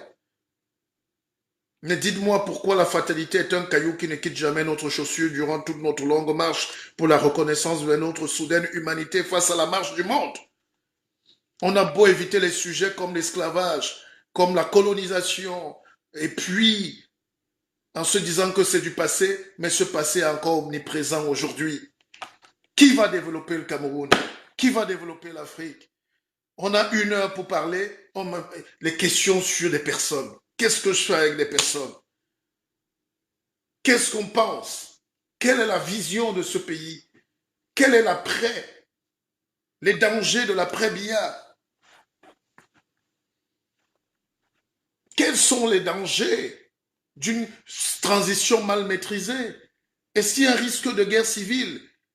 La géostratégie qu'on a apprise, la guerre au nord-ouest, au sud-ouest qui ne finit pas depuis 5 ans aujourd'hui, ces milliers de victimes, les déplacés, les malades, les enfants qui meurent, les militaires qui meurent, toute cette armée-là qui n'arrive pas à se positionner dans un territoire où les gens s'arment de plus en plus pour défendre leur liberté, est-ce qu'il n'y a pas moyen de créer des ponts, des dialogues, des messages qui passent? On me demande, qu'est-ce que tu penses de tel? Qu'est-ce que tu penses de tel? Moi? Mais attendez, évoluons. Le conflit au nord, là, Boko Haram, les dangers de la déstabilisation de la sous-région, le Tchad, Idriss Déby qui est mort. Voilà des questions qu'on invite un type comme un Pépé à l'antenne. Voilà des choses qui m'intéressent. Qu'est-ce qui peut arriver au Tchad? Est-ce que la déstabilisation du Tchad ne peut pas apporter une force accrue? C'est pour ça que vous avez vu les forces militaires camerounaises entrer de force en Djamena pour créer un corridor sur le lac Tchad pour que Boko Haram ne vienne pas. Et Boko Haram peut être récupéré par le MLC ici, le mouvement des nordistes, le mouvement de libération du Cameroun. C'est ça. Et ces gens sont super entraînés, ils sont sur le plateau de la Damawa, ils sont à Tignière là, ils sont entre la Damawa de l'autre côté. Donc c'est toujours Boko Haram qui mute, qui mute. Il longe la frontière du Cameroun. La Damawa, c'est au Nigeria, c'est aussi au Cameroun. Mais dès que vous êtes dans la Damawa, vous êtes à Bankim. Vous êtes déjà en plein cœur du nord-ouest et de l'ouest. Le MLC peut être très lié s'il y a cette connexion entre Boko Haram, entre le MLC et entre les groupes indépendantistes du nord-ouest et du sud-ouest. Il faut savoir que le nord-ouest, Batibo est très proche de Bankim, Fumban, Koutaba, Bafoussam. Et tout ça, et si on fait une transversalité de l'autre côté à l'est, où tous les rebelles de Bozizé, tous les Tchadiens qui ne sont pas contents, ces groupes armés venus même du Soudan, de l'Ouganda, traînent de l'autre côté de la frontière du Tchad et du Centrafrique et du Cameroun, et c'est eux qui descendent à l'est jusqu'à Berberati. Quelle est l'influence que ces groupes peuvent avoir au moment venu pour phagocyter le Cameroun et le disloquer? Voilà des questions, voilà des pistes de réflexion qu'il faut avoir. Moi, je n'ai pas le temps et cette force de venir m'asseoir là, bon sang. Et vous avez constaté, ça fait depuis que je ne parle pas de politique au Cameroun. Je ne parle pas.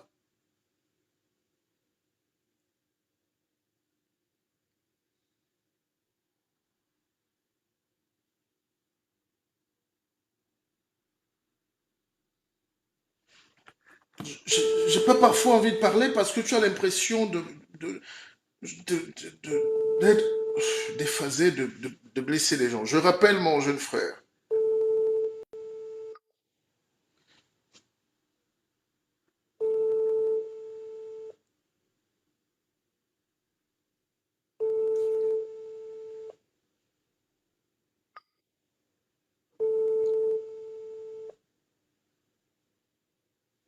Mais Batibo, oui, mais les gens ne savent pas qu'il y a une très forte, il y a un lien direct entre le nord-ouest et le nord.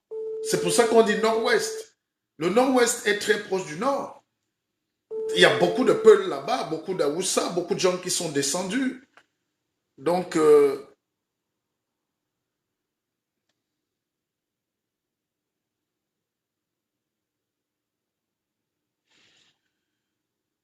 c'est quand même passionnant ce qui se passe aujourd'hui.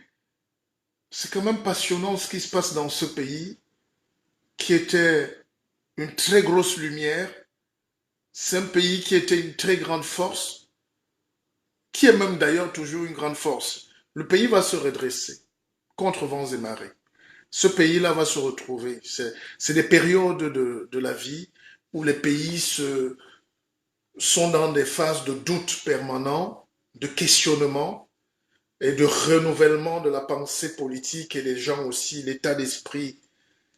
Et c'est ça qui manque aujourd'hui au Cameroun. Et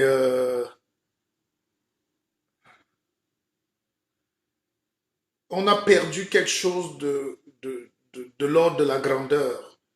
On ne voit plus l'autre comme une chance.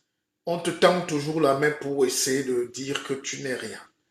Nous tous, nous ne sommes donc rien. C'est une seule personne qui est. Et voilà. Donc,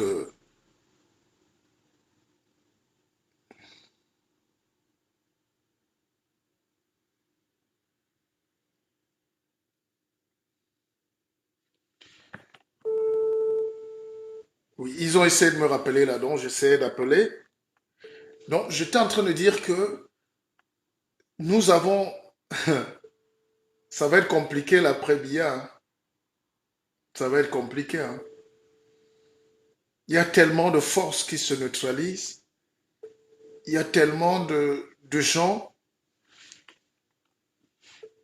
Il aurait même pu me demander quel est mon courant de pensée. J'allais dire que je suis progressiste. J'allais lui dire que je suis progressiste. J'allais lui dire que j'ai envie de voir cette terre de miel-là changer. J'allais lui dire que j'ai envie de voir un autre pays s'établir. J'ai envie de voir les enfants de ce pays marcher main dans la main, grandir, avancer, construire, produire de l'électricité, du savoir, des logiciels, de la pensée forte, être le carrefour de la civilisation africaine. J'allais lui dire que je rêve d'un pays où la tribu s'efface, où on redessine la carte politique de ce pays. Nous ne pouvons pas garder une carte politique coloniale et vouloir avancer. On a évolué déjà avec les provinces, maintenant on est dans les régions, mais c'est quoi une région aujourd'hui? Est-ce qu'on a demandé aux gens? Est-ce qu'on a demandé aux gens ce qu'ils veulent? Parce qu'un pays aussi, c'est un consensus général. Un pays se construit sur ce qu'on veut. Les dirigeants ne nous imposent pas totalement. C'est le peuple qui dit nous voulons ceci. Alors, ça peut prendre une forme de référendum. Alors, c'est ça. Voilà les questions. Et l'après-Bia va nous obliger à passer par un référendum. Pourquoi vous voulez que les gens au nord se sentent camerounais s'il n'y a pas de route là-bas, s'il n'y a pas d'eau potable?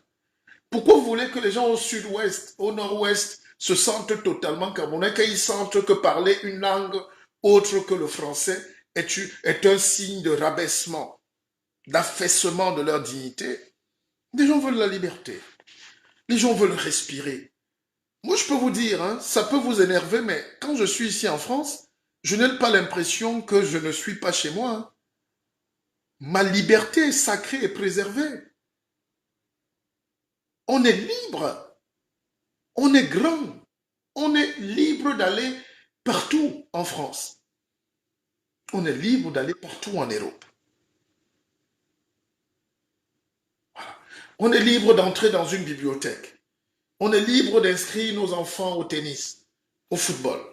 On est libre d'aller courir. On est libre de choisir ce qu'on veut manger.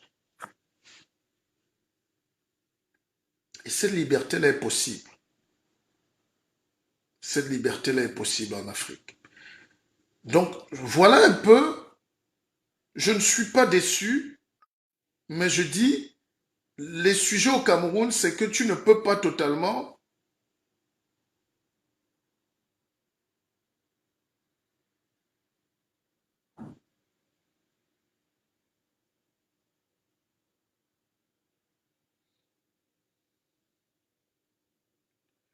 vous ne pouvez pas avoir un pays normal si vous passez le temps à fuir, à refuser d'avancer. Si vous passez le temps à ne pas aimer le progrès, à ne pas parler des vrais thèmes, comment vous allez vous développer? Comment vous allez vous développer? Si tout le monde fait le malin, si tout le monde fait le malin, mes chers frères et sœurs, si nous tous on joue à ce jeu-là, si nous tous on est là, tout le monde dit bien Milon, mais dès que tu veux commencer, tout le monde dit ah, tu es déjà ennemi du pays. Qui a envie d'être ennemi du pays?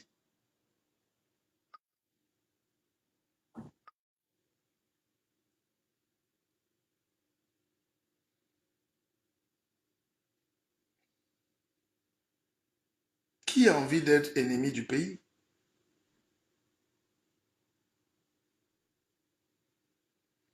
On divise les enfants d'un même pays tous les jours. Tous les jours, on sépare les enfants d'un même pays. Tous les jours, on chasse la diaspora. Tous les jours,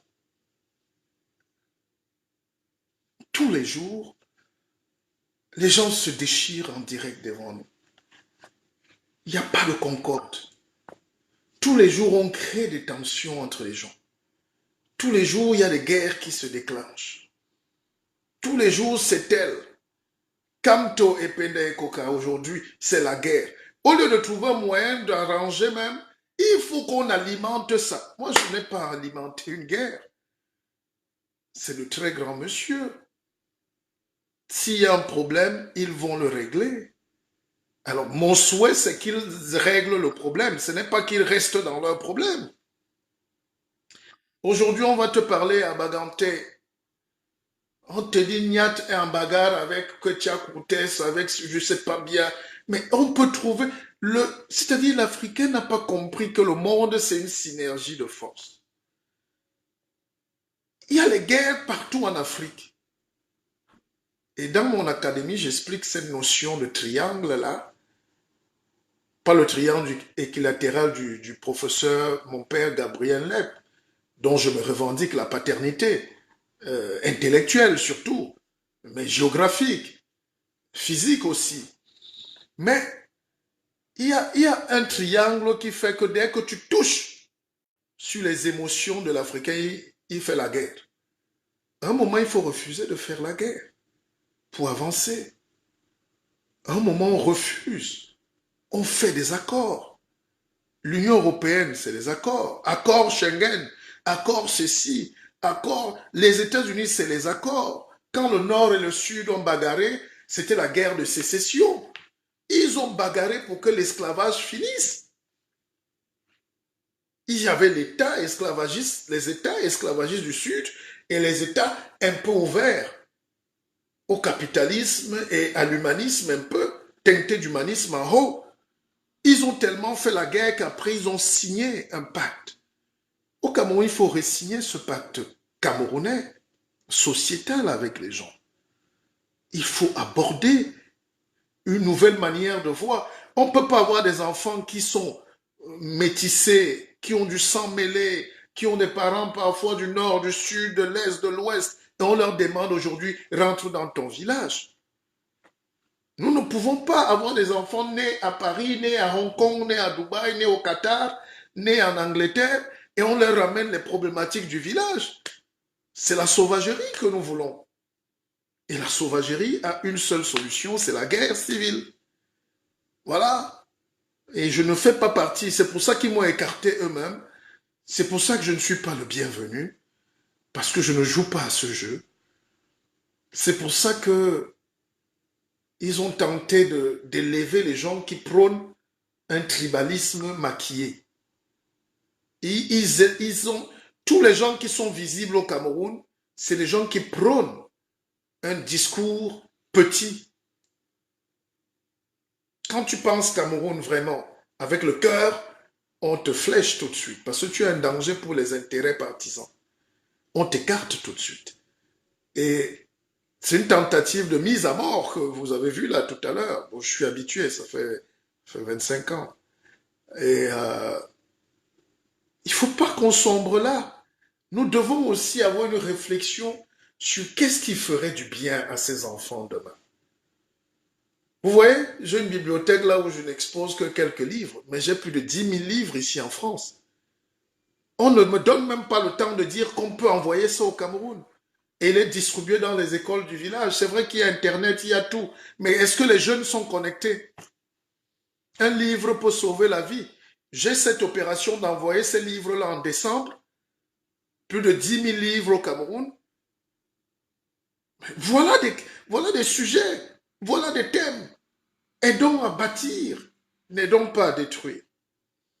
Pour moi, je considère que Paul Biya, c'est une histoire qui est la nôtre, comme celle d'Aïdjo, et je ne vais plus jamais, à tout jamais, un seul mot déplacé, si ça m'est même déjà arrivé, mais jamais je ne vais...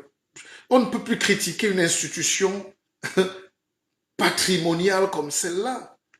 Mais maintenant, nous devons sécuriser notre héritage. Nous devons sécuriser notre force, notre capacité à nous relever. Voilà ce que je voulais dire ce matin. Alors, mais pour Abidjan, il y a des questions. Nous refusons de faire la guerre, car nous n'avançons pas. Mais qui a envie de faire la guerre aujourd'hui? Quand vous faites la guerre,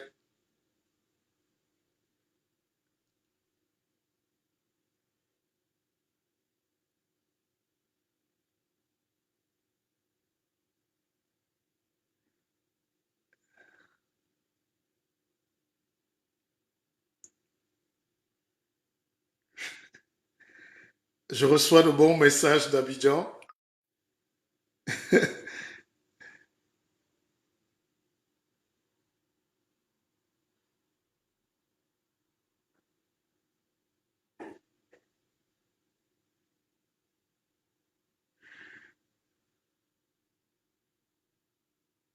Vous voyez, quand j'arrive, là, c'est les gens à Abidjan qui se mobilisent, qui réservent tous les jours pour venir à ma conférence. Si je dis demain,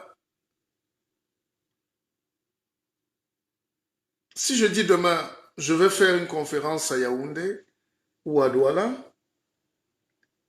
personne ne peut m'interdire. Personne. Mais il y aura trop d'animosité. Il y aura trop d'animosité. Et c'est ce degré de négativité que je cherche à comprendre. Qu'est-ce qui est arrivé à ce peuple formidable qu'est le Cameroun? Qu'est-ce qui nous est arrivé? Nous sommes quand même dans la terre que les Blancs ont appelé le char de Dieu. Ce n'est pas moi qui ai donné ce nom. C'est-à-dire, les gars arrivent, ils regardent la force de la nature, ils disent ça, c'est le char de Dieu. Citez-moi un coin au monde qu'on a appelé le char de Dieu. Citez-moi un coin au monde. Faites vos recherches. Les étrangers arrivent chez vous, ils sentent une force, une énergie, ils disent ça, c'est le char de Dieu. Le nom de ce pays, Cameroun, là, doit être débaptisé en char de Dieu. En une de nos langues. Je ne sais pas comment on va traduire ça. Mais ce pays, c'est son nom, char de Dieu. C'est le char de Dieu. Il n'y a qu'en Israël qu'on peut écouter des noms comme ça. Si on était juif, ils ont inoculé à dose homéopathique le venin de l'incompétence, de la tyrannie, de la corruption et du tribalisme. C'est-à-dire, j'ai causé avec un ami israélien un jour qui m'a dit, si Israël pouvait vous tuer tous pour s'installer ici, on développerait ce pays en 5 jours. On développerait ce pays en 5 jours. Pendant que je parle, tous les gens sont en train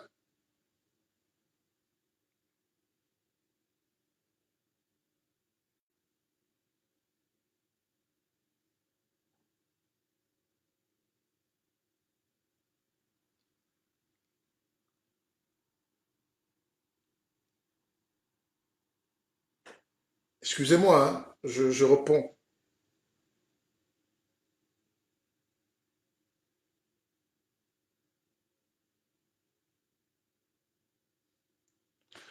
Vous voyez, pendant qu'on est là, les gens se mettent en branle pour vous aider à réussir. Et quelqu'un disait un jour que quand tu es en Côte d'Ivoire, tout le monde t'aide à avancer. Il y a des problèmes, évidemment, ce n'est pas le paradis. Mais vous sentez que les gens, ils sont réceptifs. Au Cameroun, tout le monde t'aide à descendre. Quelqu'un comme moi, avec tout mon parcours, toute mon expérience, vous voyez à quoi on veut te réduire dans un pays? Vous voyez comment on a broyé tellement d'énergie au Cameroun. C'est quand le président Biya va partir que vous verrez. Les gens vont parler. Nous, on a parlé plus avant parce qu'on est des rois, on est libres. Mais les gens gardent des choses dans le cœur. Chaque jour, les gens accumulent les injustices. Les gens sont frappés d'AVC. Les gens perdent de confiance, perdent les terrains, les marchés. Tout est arraché aux gens. Ces gens-là se taisent. Vous allez entendre des choses. Les témoignages que nous, on a des gens venant du Cameroun, ça fait froid dans le dos. Quand vous écoutez les gens vous parler de leur misère, quand vous voyez ces jeunes qui n'ont pas de perspective, quand vous voyez cette petite élite coptée à Yaoundé qui mange, qui gagne tous les petits marchés, les mamans n'ont même plus de quoi aller acheter la banane pourrie au marché. Les gens ne mangent pas. Il y a la poussière partout. Si tu dis ça, les gens s'énervent. Si tu dis qu'il y a la saleté partout, les gens s'énervent. On dit que tu es l'ennemi de ton pays. Mais vous vous rendez compte? Et vous célébrez les gens qui ne peuvent rien vous apporter. Nothing.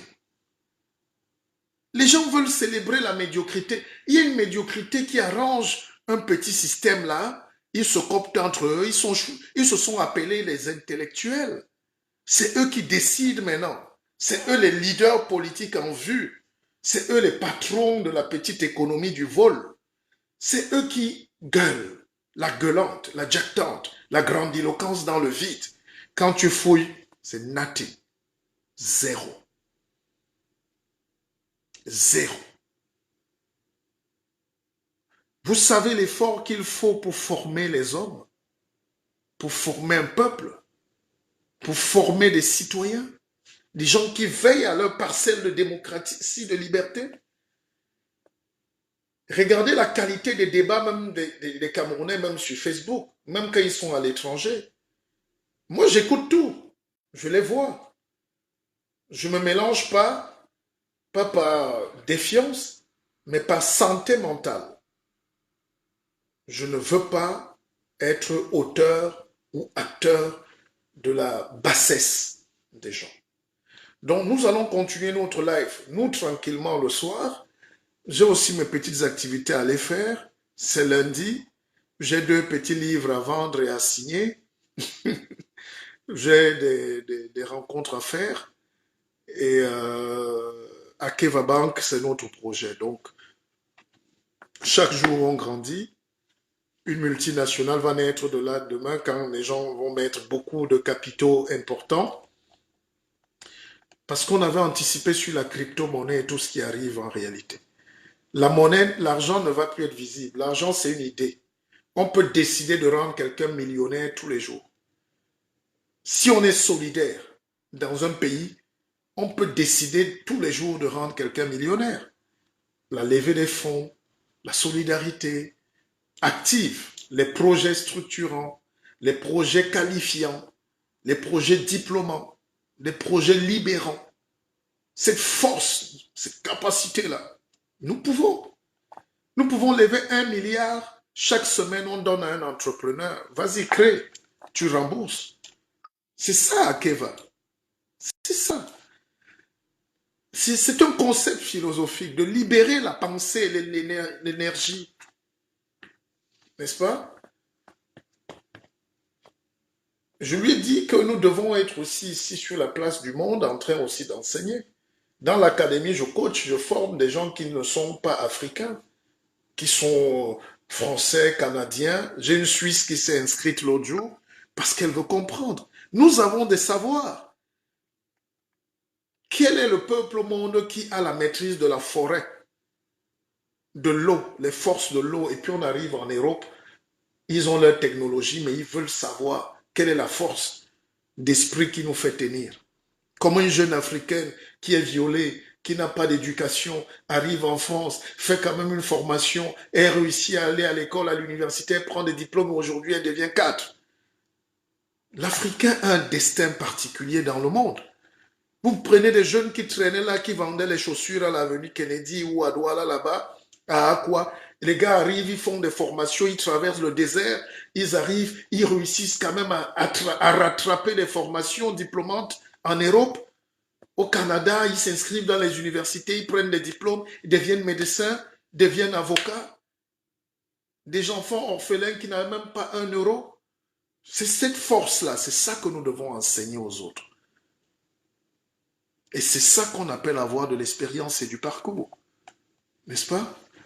Donc je vais vous laisser, on fera un direct le soir et on parlera des projets. Pour ceux qui continuent de nous suivre, de s'inscrire pour Abidjan, ce sera le 9 juin à l'hôtel Pullman. Je vous attendrai paisiblement et je suis heureux de savoir que nos idées portent. Moi je vous aime. Ne négociez jamais votre liberté. Jamais.